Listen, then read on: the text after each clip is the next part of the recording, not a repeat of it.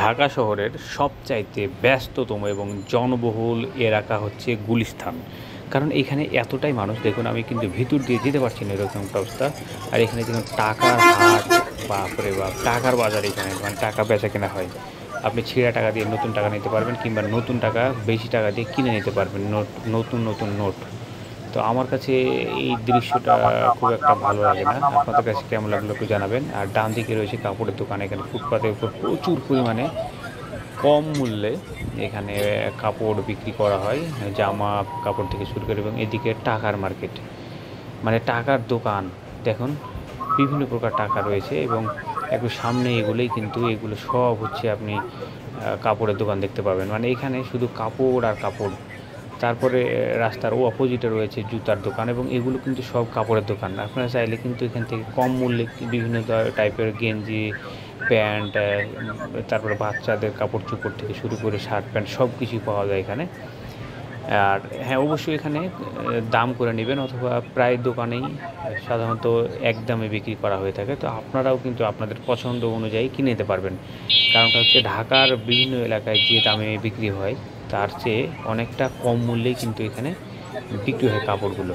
তো এখানে প্রাইস বলা যায় যে পাইকারি মূল্যের কাছাকাছি ফুটপাতে এখানে বিক্রি হয়। এবং আপনারা জানেন যে গুলিস্তানে বঙ্গবাজার এবং আশেপাশে যে ফুলবাড়িয়া মার্কেট এবং অনেকগুলো বাজার মার্কেট রয়েছে এখানে, যেগুলোতে পাইকারি মূল্যে কাপড়, জুতা এবং বিভিন্ন জিনিসপত্র, ব্যবহার্য জিনিসপত্র থেকে শুরু করে সব ধরনের এখানে আইটেমগুলো কিন্তু এখানে স্বল্প মূল্যে পাইকারি কেনা পাওয়া যায় এখানে। কারণটা হচ্ছে বড় বড় ব্যবসায়ীরা কিন্তু এখান থেকে অর্ডার দেয় এবং এখান থেকে নিয়ে যায় বাংলাদেশের।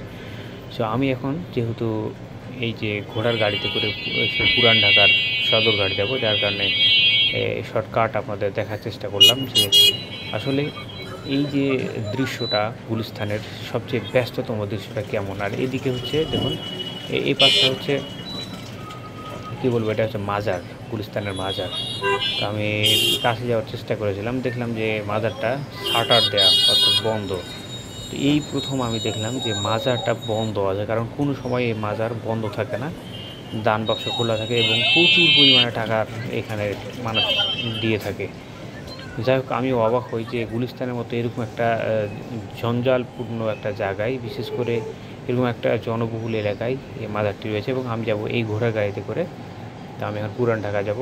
তো আগের যে ব্লগগুলো দেখিয়েছিলাম যে গুলিস্তান থেকে কীভাবে যাবেন কীভাবে, তো এইটা সেই ঘোড়ার গাড়ি, এবং এই ঘোড়ার গাড়িতেই করে আমি গিয়েছিলাম। তো শেষ পর্যন্ত দেখার জন্য আপনাকে ধন্যবাদ। আর আমার চ্যানেলে নতুন থাকলে চ্যানেলটি সাবস্ক্রাইব করবেন এবং বেল বাটন প্রেস করে সাথে থাকবেন, যাতে এরকম ভিডিও দেওয়ার সাথে সাথে আপনার কাছে পৌঁছে যায়।